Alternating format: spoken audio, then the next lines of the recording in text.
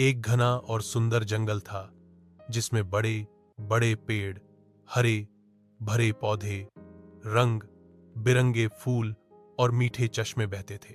इस जंगल में हर किस्म के जानवर खुशी खुशी रहते थे।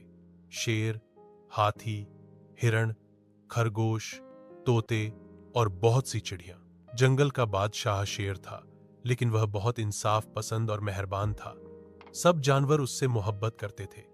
एक दिन जंगल में एक नन्हा सा खरगोश आया जो बहुत डरपोक और कमजोर था।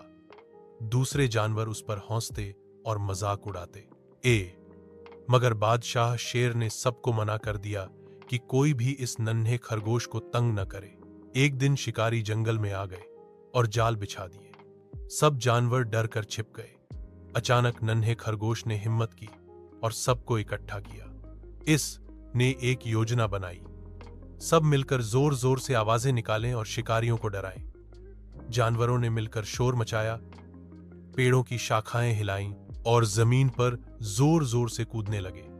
शिकारी इतना शोर सुनकर समझे कि शायद का वह बहुत बड़ा खतरा है और वे भाग निकले। सब जानवर खुश हो गए और शेर ने खरगोश की बहादुरी की तारीफ की।